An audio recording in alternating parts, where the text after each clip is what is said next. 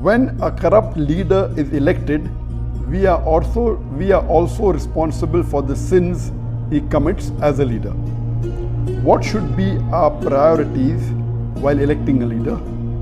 In today's circumstances, when we cannot find a loyal and honest leader, what should we do? Should we give our vote or waste our right to elect? A similar question is posed by Majid Khan from Hyderabad, India. What are the qualities which we should look for in today's age for selecting a leader for the Muslims? According to me, Dr. Zakir Naik would be my best choice to lead the Muslim Ummah today. Basically, the question posed here is that in today's world, most of the Muslim leaders are dishonest, they are corrupt. So who should we choose? Or should we let our vote go in waste? And the second question is that what are the qualities that a Muslim leader should have? And the brother suggested that I should be the leader. We shall come to it later on, which I'll answer inshallah. As far as what should the qualities of a Muslim leader be, is the best exemplary Muslim leader in the world is our beloved Prophet Muhammad.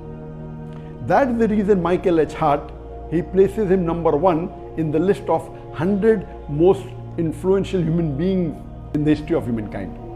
Imagine he being a non-Muslim places Muhammad as number 1, and he says that Prophet Muhammad, peace be upon him, was not only successful as a religious leader, he was even successful as a social and a political leader. Because of that, he placed him number 1. That he was not only a successful religious leader, he was also a successful social and a political leader. So the best example of a political leader in the world today we have is Prophet Muhammad, peace be upon him. After that, we have the example of the Khulafa Rashidin, Hazrat Abu Bakr, Hazrat Umar, Hazrat Usman, Hazrat Ali. They are best examples for us after the Prophet. And that's the reason Michael H. Hart, he places Umar al-Khattab radiallahu anhu, may Allah be pleased with him, as number 51, because he was a very successful leader. So if today, and unfortunately, I don't know of any Muslim leader who is anywhere close to the quality of leadership of Prophet Muhammad, not even 0.001%. Leave aside that, not even close to Hazrat Umar radiallahu anhu. Umar bin Khattab, mashallah, he was so successful that he expanded the rule of the Muslim empire, mashallah. And if you read his seerah, you will find the example how a Muslim leader should be. Unfortunately today, none of the Muslim leaders, we have about 56 to 57 countries in which majority of the people are Muslims. In some country 100%, some more than 95, some more than 90, some more than 50%. There are about 57 countries in the world out of a little bit more than 200 countries. That means more than 27% of the countries in the world, there are countries in which Muslims are in majority. Unfortunately, none of these leaders are anywhere close to Umar al-Khattab radiallahu anhu. Nowhere close.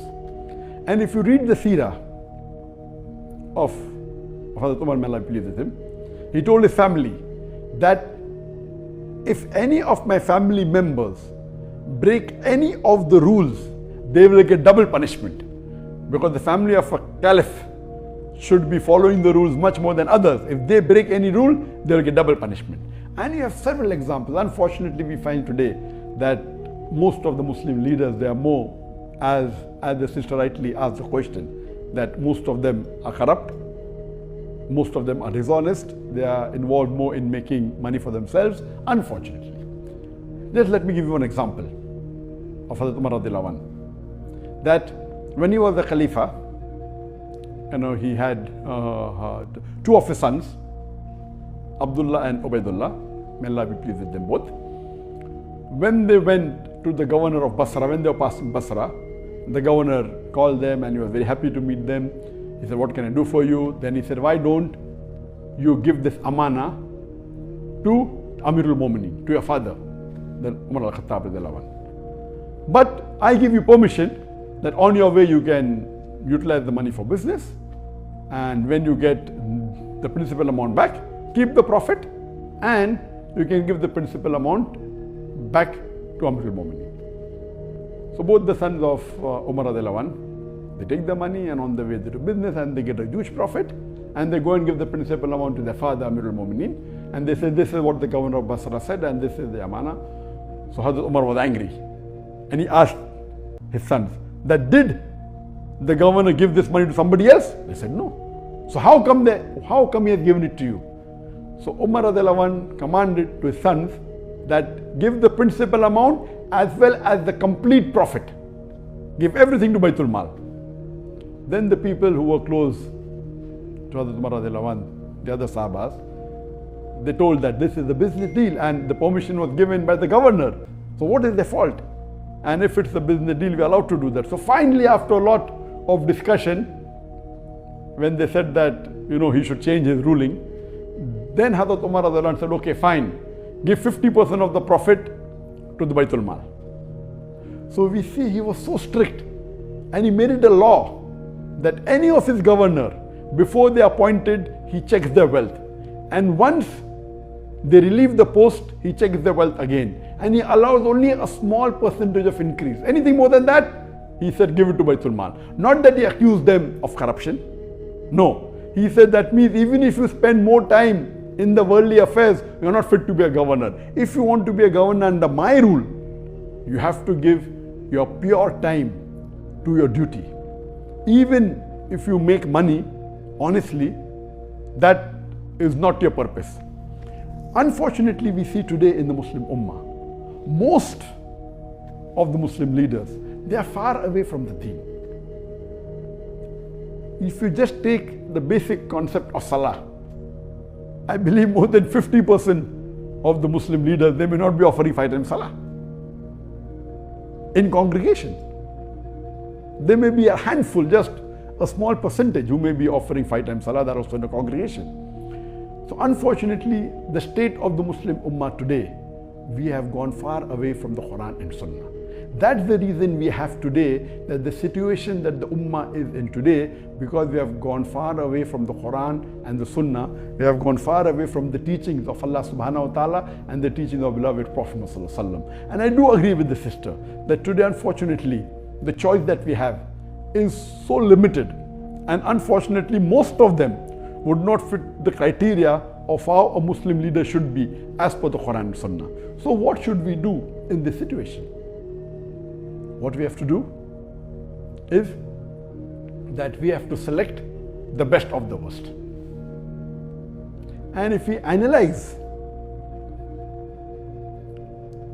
as I mentioned, that almost all the leaders, they don't have the qualities that a true Muslim leader should have, like Hazrat Umar radiallahu anhu, or even a small percentage, not even 2% of the quality of Hazrat Umar radiallahu anhu. So what we have to do, we have to select the best of the worst. And I do agree with the sister that almost all of the Muslim politicians, they are corrupt, whether it be financially, whether it be with Iman, they are, almost all. There may be 1 or 2 or 3 exceptions to the rule. So what should we do in this situation?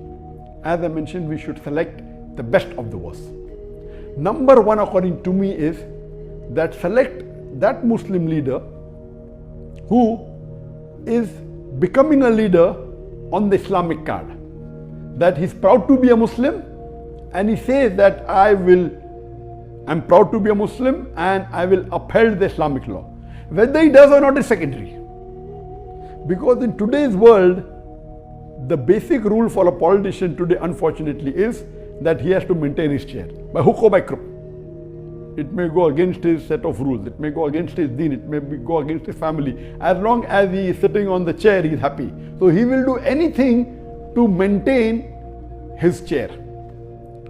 Because of this reason, my first advice is that if two Muslim leaders are standing, select that Muslim leader who openly says that he is proud to be a Muslim and he is coming on the Islamic card. He may or may not be a practicing Muslim, that is secondary. I will go to the extent of saying that if there is one Muslim leader who is practicing Islam 20%, but is coming on the secular card, he is not saying that I will protect the Muslims, I will follow Islam. And there is another Muslim leader who is following 10% of Islam, but is coming with the Islamic card. He is openly saying that I will protect the religion of Islam, I will protect the Muslims. Better select the person who is following 10% Islam as coming with the Islamic card rather than the other Muslim leader who is following 20% and is not coming on the Islamic card, because the person who is not coming on the Islamic card will not go out of his way to follow the Islamic principles, because that was not his trump card to win the election. Whereas the other Muslim leader who may not be following Islam as much as the other person, both are below average, but at least because he's come with the Islamic card, he will see to it that he'll make more masajid. He may not pray salah, but he'll see to it he will make more masajid, more mosque. He will protect the law of Islam. He will help the Muslim, because his trump card to win the election was the Islamic card. This is a very key point. Unfortunately, and we know, as the sister rightly said, that majority, almost all are corrupt. So, but if you have a corrupt leader who's coming with the Islamic card, is better than a corrupt leader who's coming without the Islamic card. There are maybe 1, 2 or 3, if we search in the Muslim Ummah, who may be following majority of the faraiz in Islam. But they may not be having the acumen to be a good leader. We have on the other example some Muslim leader who I have praised in my speech. They may be bold, they may stand for justice, they may not be following Islam to the T. They may not be offering 5 times salah, may be offering maybe a few times in a week. But they may openly protect the Islam because that is their principle, but they are not doing it for the Islam because they are doing because that is what they feel is right. They are more for the cause of humanity, but Islam is far above humanity. So because of that, they may bring a voice in the international media, but their practice may not be Islamic. So such leaders may benefit in one particular aspect of Islam to the Muslim Ummah, but on the other hand, they may be a danger. So that is the reason I personally prefer that you select those Muslim leaders who, number one, are proud to be Muslims. Unfortunately, when you look at the Muslim leaders, most of them, they're not following the Sunnah. I'm giving a small example of keeping a beard. It's not a big thing. To keep a beard doesn't take any effort. But our beloved Prophet Muhammad said, it's mentioned in Sahih Bukhari, in volume number 7, hadith number 5892, that the Prophet said that do the opposite of what the mushriks do, what the unbelievers do. Grow your beard and trim your mustaches. According to all 4 schools of thought, all the 4 Aimmas, keeping a beard is fard. It's such a small effort. But yet, unfortunately, majority, more than 75% of the Muslim leaders who are men, they don't have a beard. Why? That means they're not proud to be Muslims. That doesn't mean if you keep a beard, you have fulfilled all the requirements. No, please don't get me wrong. In requirements, you have to follow the 70 major sins and see how good the person is. So what we have to realize, my basic point here is that select those Muslim leaders who are proud to be Muslims, even though they may be less in practice. A person who is proud to be a Muslim and a practicing Muslim, it is the best. Who's practicing and doing all the faraiz? I don't think so. If you search, you may find 1 or 2, but on the face of it, I cannot. They may not be good leaders, but they may be following the faraiz. So here, see to it that you elect those who are coming with the Islamic card and those who are proud to be Muslims and present themselves as Muslims, are not shy when they meet the non-Muslim leaders. They are not shy to present themselves as Muslims.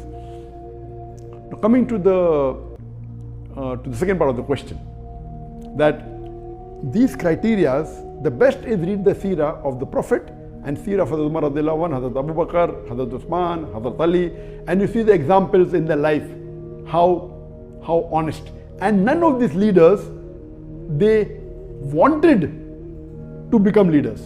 The hadith of the Prophet, anyone who wants to be an Amir, wants to be a leader, is not the right person. Here we find that most of the leaders want to be leaders. In the Islamic teachings, a person who himself wants to be a leader should not be made the leader. The other people who make him, and all the Khalifas, they were made by others. And you have these examples. As far as the question posed by the brother Majid, that he feels that Dr. Zakir Naik is the best choice, I'm sorry, I disagree with you totally. I don't have the qualities to be a leader at all, and I don't consider myself. And what I've seen in my life, in my personal life, I've seen that many religious people, when they enter into politics, almost all of them went away from their deen. I know several scores of Muslims who are very good practicing Muslims, who are offering 5 times Salah, who are very honest, and they give such beautiful lectures. But the moment they entered politics, they got corrupt, they got influenced. Because unfortunately, the ummah that we have today, they are not like the Sahabas at the time of the Prophet and Khulafa Rashidin. Our Khulafa Rashidin, first they would take decision thinking, what would Allah want me to do? They were more scared of disappointing Allah. Today, our politicians are more interested in how it will benefit them personally. They don't want to disappoint the vote bank. The Khulafa Rashidin, they did not want to disappoint Allah. They would take a decision which would be completely against them, as long as it pleases Allah. As Allah says in the Quran in Surah Nisa chapter 4 verse number 135, that Ya ayyuhalladhina amanu, oh you believe, stand out for justice as witness to Allah subhanahu wa ta'ala, even if it be against yourself, against your parents, against your kitokin, against the rich or poor. Allah protects all.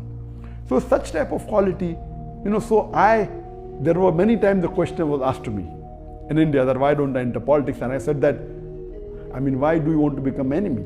I have to jokingly tell them. Because in today's world, if you enter politics, there are high chances that you will spoil your akhirah. Very high chances. Because the way the ummah and the society is made, that if you want to live and remain in that seat, you will have to compromise on your principles.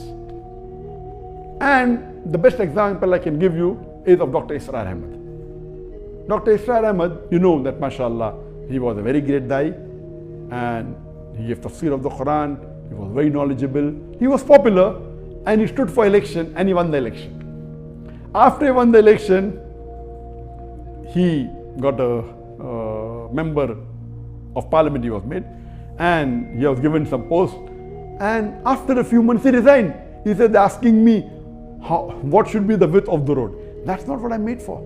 When I'm giving them Islamic solution, they don't want to listen. He immediately resigned. So a good person who is following the deen, he will either have to give up his deen or give up his position. And whatever Dr. Israr Ahmad did was the best. There may be few people like Dr. Israr Ahmad who may be Islamic and may have got into politics, but I don't know anyone who's a leader. May have come on a lower position, not as the head of state, and may be following the deen. But the way the society is made today, our ummah, you will either have to give up the post that you're in or give up the deen. So first of all, I'm not fit to be in that position. Neither do I want to spoil my akhirah. I'm very happy in being a da'i, and I'm very satisfied with Allah subhanahu wa ta'ala, whatever ni'mah He has given me.